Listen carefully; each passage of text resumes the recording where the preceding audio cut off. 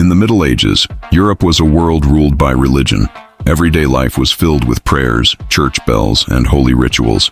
And above it all stood the church, the most powerful force in people's lives.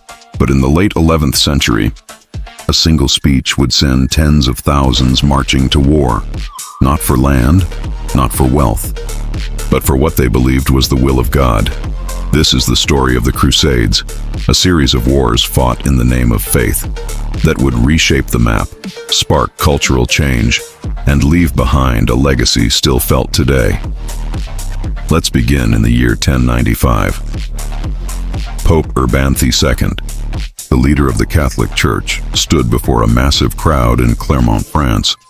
He told them a story of Christian brothers in the East being attacked, of sacred lands defiled by foreign armies, and of holy places, including Jerusalem, now closed to Christian pilgrims.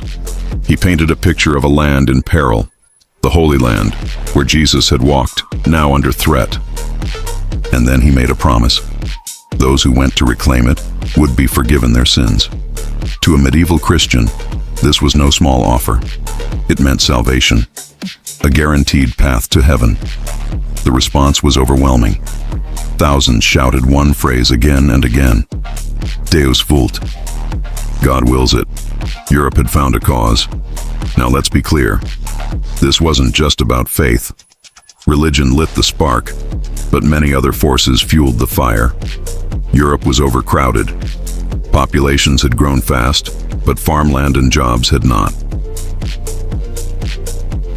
For you, knights and nobles, this was an opportunity, a chance for glory, for land, and for riches, and warfare was evolving. Europe's armies had recently developed a powerful new weapon, the mounted knight. These warriors, clad in armor and armed with lances, were like tanks of their time, and now they had a new battlefield, the deserts of the Middle East. In 1096, the First Crusade set out. There was no single army. Instead, there were several groups, each led by different nobles. Some were organized, disciplined. Others were little more than mobs. One early group, known as the People's Crusade, was led by a preacher named Peter the Hermit. These early crusaders were poorly prepared. Many were peasants with no military experience. As they traveled through Eastern Europe, they attacked Jewish communities, looted towns, and caused chaos. When they finally reached the Middle East, they were quickly wiped out by Turkish forces. The real military campaign began later that year. Well-equipped knights, supported by supply lines and military strategy, marched across what is now Turkey.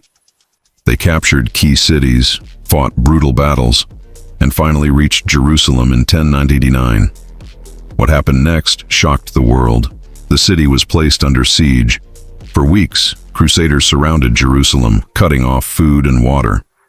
When they finally broke through the walls, they unleashed a massacre. Muslims, Jews, and anyone not seen as Christian were slaughtered. Men, women, and children. No one was spared. Even some Christian chroniclers wrote about the horror they witnessed. To the Crusaders, this was a divine victory. They had reclaimed Jerusalem. To others, it was a tragedy soaked in blood.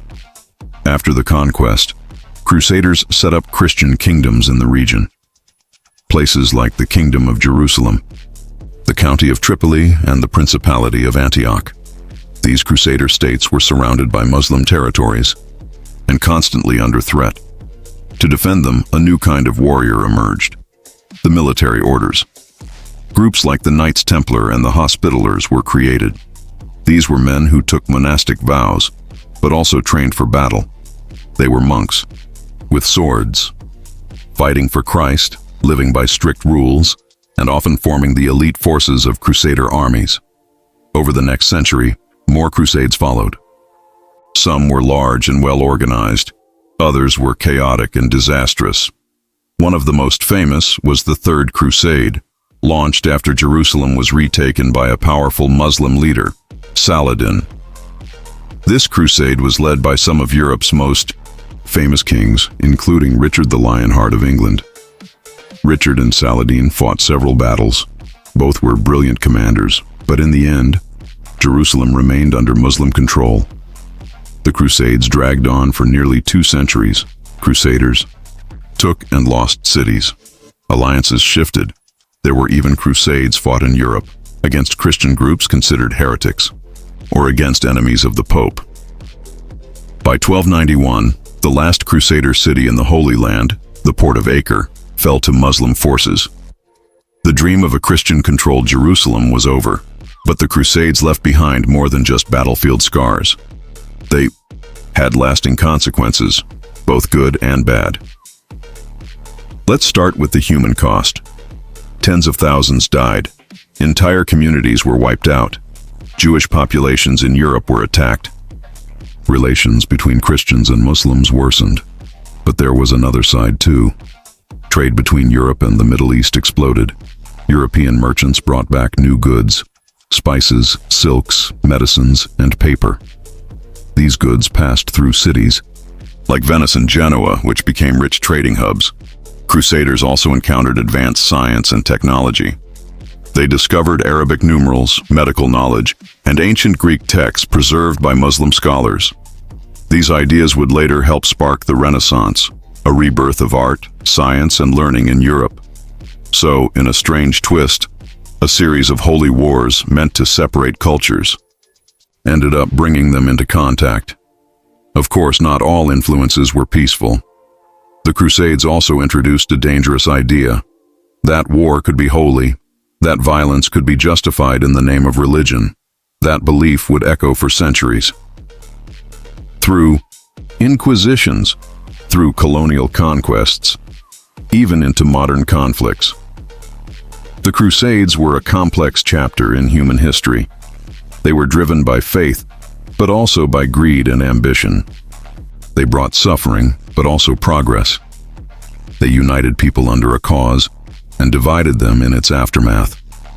They were a paradox, a war for peace, a pilgrimage turned into conquest, and even now, nearly 1,000 years later, we still live in their shadow. Thanks for watching. If you found this story fascinating, consider subscribing for more history told simply. What topic should we explore next? Let us know in the comments. Until then, stay curious.